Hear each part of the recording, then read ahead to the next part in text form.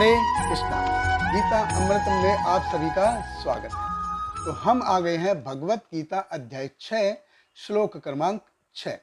पिछले श्लोक में हमने देखा कि भगवान कृष्ण कहते हैं कि किसी व्यक्ति को अपने मन की सहायता से ऊपर के स्तर पे जाना चाहिए, उसको डिग्रेड नहीं होना चाहिए। और इसी कंसेप्ट को भगवान इस श्लोक में आगे बढ़ाते हैं।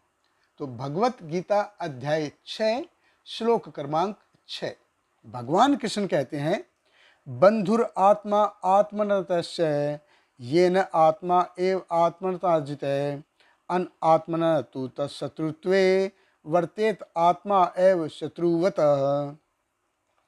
भगवान कृष्ण कहते हैं, जिसने मन को जीत लिया है उसके लिए मन श्रेष्ठ मित्र है, किंतु जो ऐसा नहीं कर पाया उसके लिए मन सबसे बड़ा शत्रु बना रहेगा।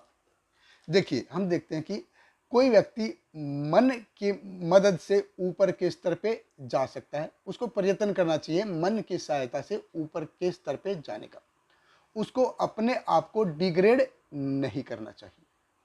तो एक्चुअल में मन कब मदद करता है ऊपर के स्तर पे जाने के लिए? जब हमारा मन कंट्रोल में है। तो जब हमारा मन कंट्रोल में है तभी हम ऊपर के स्तर पे जा सकते हैं। अगर हमारा मन अनकंट्रोल है तो वो हमको नीचे लेके जाएगा। अगर हमारा मन काबू में नहीं है तो प्रैक्टिकली व्यक्ति संसार के जो गर्त है उसमें गिरता चला जाएगा, संसार की जो गहराई है उसके अंदर गिरता चला जाएगा। मन अगर काबू में है, अगर मन हमारा काबू में है तो ये मोक्ष का कारण बनता है, और मन अगर हमारा काबू में नहीं है तो ये हमारा सबसे बड़ा शत्रु बना रहेगा। हम देखते कि जो आज तक जो भी कुछ हमने किया है, प्रैक्टिकली अगर देखें तो हमने मन के हिसाब से किया है। कोई बच्चा जब जन्म लेता है तब से लेके अगर वो बूढ़ा होके बिस्तर पे लेट के अपनी आखिरी सांसें भी गिन रहा है ना, तब भी व्यक्ति सब मन के हिसाब से कार्य करते हैं, सब मन के हिसाब से कार्य करते हैं। इसलिए भगवान कृष्ण कहते हैं कि जिसने मन को कंट्रोल कर लिया, जिसने मन को काबू में कर लिया, तो कंट्रोल्ड मन, अगर मन हमारा नियंत्रण में है तो वो हमारा सबसे बड़ा हितैषी है। और अगर हमारा मन कंट्रोल में नहीं है, अनकंट्रोल हो गया है, तो वो हमारा सबसे बड़ा शत्रु है। उससे बड़ा शत्रु कोई नहीं है जिसका मन कंट्रोल में नहीं। तो अब तक हम क्या है, अपने मन के निर्देशों के हिसाब से कार्य कर रहे थे। तो ये हमको कैसे पता चलेगा कि मन हमको कैसे निर्देश कर रहा है, कैसे हमको डिक्टेट कर रहा है? तो कैसे पता चलेगा हमको? ये अनर्थों के जरिए, अनर्थों के जरिए हमको पता चलेगा कि मन हमको डिक्टेट करता जाता है। तो काम, क्रोध, लोभ, मद, मोह, मत्सर्य, ये सारे के सारे क्या है? अनर्थ है। ये हमको, जब हम 4 नियमों का भंग करते हैं, तो कौन से हैं वो 4 नियम? नो मांसाहार, मांसाहार नहीं करना है, जुआ नहीं खेलना है, नशा नहीं करना है, अवैध संबंध नहीं बना। तो ये जो 4 नियमों का जब हम पालन टूटता है, तो ये एक्चुअली हमसे करवाता कौन है? ये हमसे करवाता है मन, ये हमसे सब मन करवाता है। तो जब हमारा मन कंट्रोल में है तो ये सब नहीं होगा, लेकिन जब हमारा मन कंट्रोल में नहीं है तो हम काम, क्रोध, मद, मोह, लोभ, मत्सर्य इनके साथ जाएंगे। तो एक्चुअल में देखा जाए तो ये हमारी मन के साथ क्या है? एक किस्म से लड़ाई है। तो इस लड़ाई पे काबू, इस मन पे काबू करना है, इस लड़ाई से हमको जीतना है। तो क्योंकि देखिए, ये जो फीलिंग्स होती है ना, ये सारी मन में होती है। ये हमारा सब कुछ कौन करवाता है? ये मन करवाता है। और फीलिंग कहाँ होती है? सारी मन में होती है। तो इसको बिल्कुल हमको जैसे भी same to same, word to word नहीं लेना चाहिए।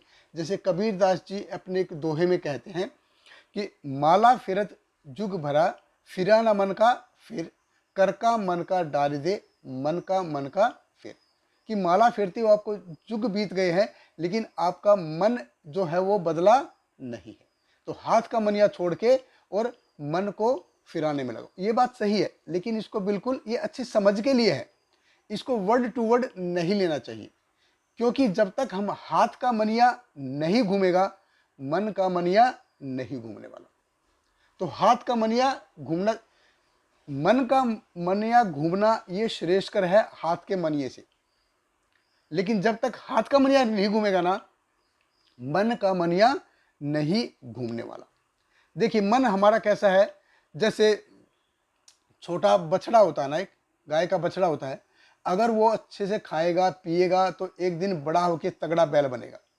उसको करना क्या है, खाली अच्छे से खाना और पीना है, मस्त।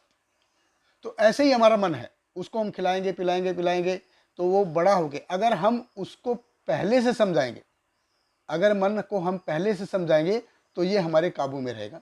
बड़ा होके समझाएंगे तो जैसे बैल को बड़ा होके समझाएंगे तो मारने को दौड़ेगा, ऐसे ही हम बड़ा होके मन को समझाएंगे तो ये हमको मारने को दौड़ेगा। तो बचपन से जितना बताया जाए, इसलिए प्रहलाद महाराज बताते हैं कौमारम आचरेत प्राज्ञो, कि ये जो मन को जो आदतें डालनी है, मन की जो सुधारना है, मन को जो निर्देश देने हैं, ये हमको कब करने चाहिए, ये हमको बचपन से करना चाहिए। तो अच्छी आदतें और बुरी आदतें दोनों के दोनों ये बहुत महत्वपूर्ण है कि कब हमको ये लगती। तो छोटे से देना चाहिए हमको। आदत को अंग्रेजी में देखिए कहते हैं हैबिट। अगर हैबिट से एच निकाल दें तो ए बिट, वो फिर भी रहेगा। अगर उसमें से ए निकाल दें तो बिट फिर भी रहेगा। अगर उसमें से बी निकाल दें तो इट फिर भी रहेगा। ये रहेगा ही रहेगा। तो ये जब तक इसको हम मन को जब तक हम शुरू से नहीं समझाएंगे, तो आदतों को अगर हम बचपन से नहीं डालेंगे, शुरू से नहीं डालेंगे, तो ये बड़ा होके उनको बताएंगे तो बहुत गड़बड़ है। शुरू से बताएंगे तो वो मान जाएंगे, बड़ा होके बताएंगे तो बहुत ही गड़बड़ है। जब छोटे में बताएंगे तो ये अपने आप सब कुछ चलता जाएगा। तो जैसे छोटे में बताएंगे तो कैसे होगा, अपने आप क्या होगा, बंधुर आत्मा आत्मना तस्य येन आत्मा एव आत्मना जिता, ये अपने आप हो जाएगा। अगर हम बचपन से बताएंगे मन को तो अपने आप ये हो जाएगा। देखिए इस भौतिक जगत में हमको जो स्वतंत्रता है, जो फ्रीडम है, जो इंडिपेंडेंस है, वो बहुत ही लिमिटेड है। क्योंकि हमारी इंद्रियां लिमिटेड है तो हमारी स्वतंत्रता भी लिमिटेड है। और भगवान क्या है, भगवान कृष्ण अनलिमिटेड है। भगवान कृष्ण की जो स्वतंत्रता है वो अनलिमिटेड है। तो हमको जो लिमिटेड जो स्वतंत्रता है, लिमिटेड जो फ्रीडम है, लिमिटेड जो इंडिपेंडेंस है, उसको अगर हम भगवान कृष्ण की सेवा में लगाएंगे तो एक दिन हम मन को जीत पाएंगे। बहुत बहुत धन्यवाद। हरे कृष्णा। हरे कृष्णा कृष्ण कृष्ण हरे हरे, हरे राम राम राम हरे हरे।